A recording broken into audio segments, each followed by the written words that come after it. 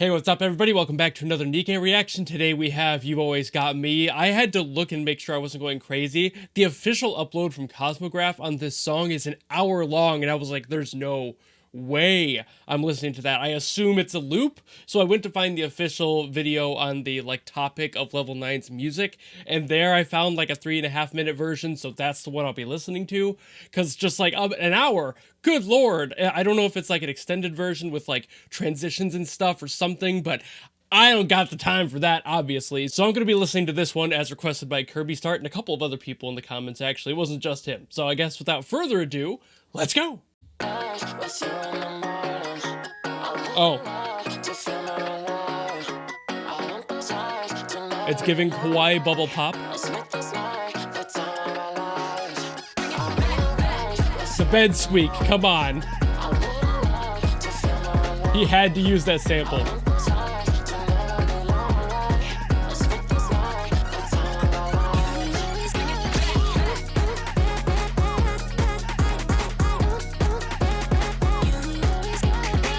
What in the Sean Wasabi?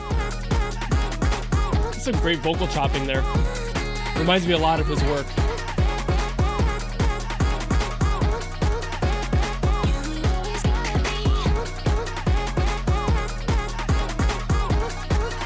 Don't mind me just vibing.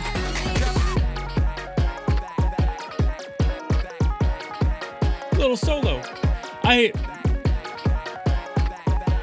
I don't remember if I've ever heard Cosmo handle this genre. He's doing it very well.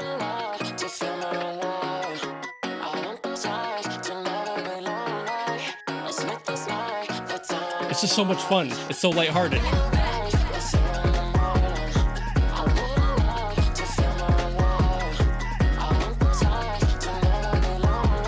That beat there, that's it's like every kawaii bubble pop song.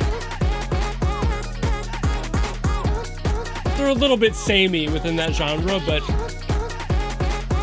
they're also all an absolute vibe, so.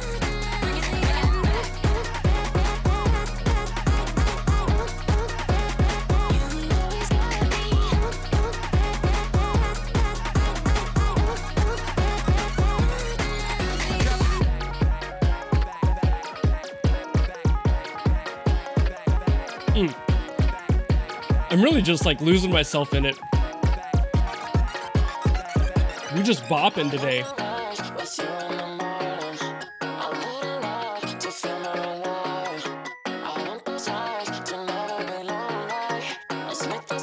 It's really cool to hear him handle this. I'm hearing a lot of like vocal samples that are used in a lot of this genre as well.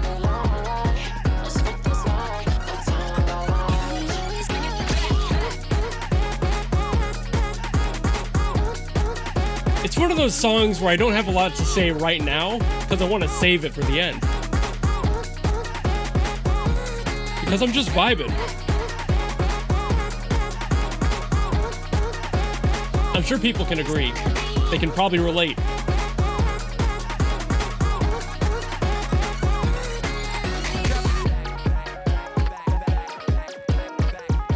Still love this little solo.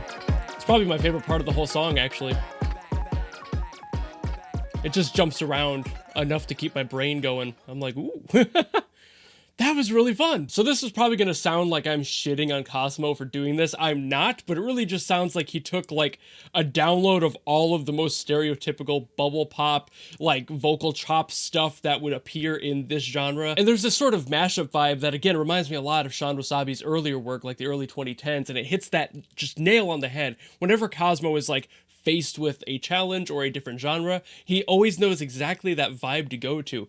If you wanted exactly early 2010s, maybe mid 2010s, Sean Wasabi style mashup, like I can almost see that on the paper from like the person who commissioned this from him, and him just going, yeah, I can do that, and then he did it, and here it is, and it's just, he did it really well. That does also mean, though, that there are a lot of stereotypical choices being made. A lot of the samples used in here are kind of ones that you hear everywhere. You can also hear a lot of these from like people like Hyper Potions, who I've mentioned on the channel before. It's not necessarily a bad thing to use these samples, it's just that they have like a complete rock solid concrete place in this genre, and that if you're gonna do a song in this genre, you almost have to use them. It'd be like asking for like a 2000s heavy metal song not tuned to drop D. Like, that would be goofy if you didn't do that. You have to do that. That's where half the tone comes from, right? But it's also one of those things where you really can't get away from that stereotype, and it will sound a little bit cookie cutter as a result. But all of that aside, I would still listen to this for an hour straight. I could definitely put this on,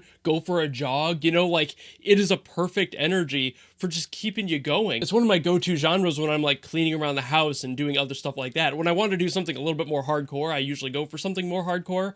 But if I just want something to play in the background and exist with me in that moment and just kind of keep my energy there, this is the type of song I would be listening to. This or like melodic dubstep does that for me as well, but that's just a personal flair. I just really like that genre. But the best part about Kawaii Bubble Pop and this sort of sample-heavy electronic mashup sound is that it can be looped indefinitely. You don't even have to do anything difficult to the song.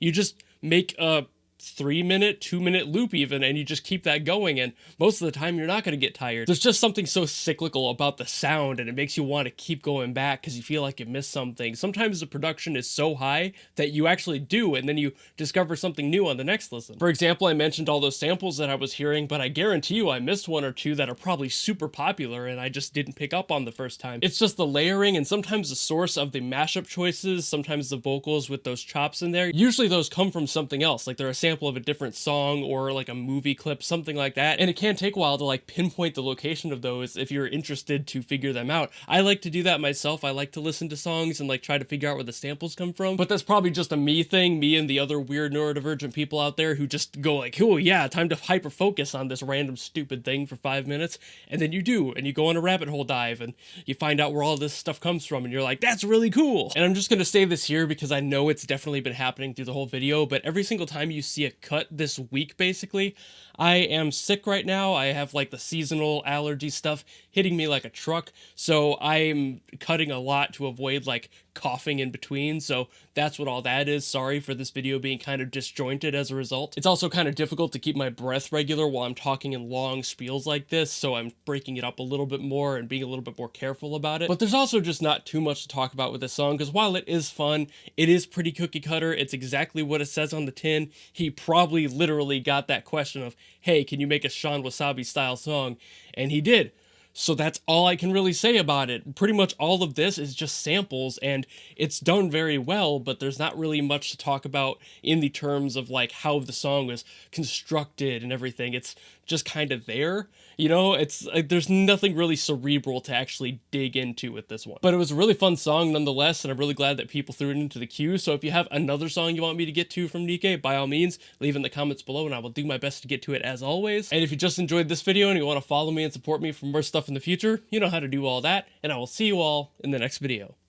Goodbye!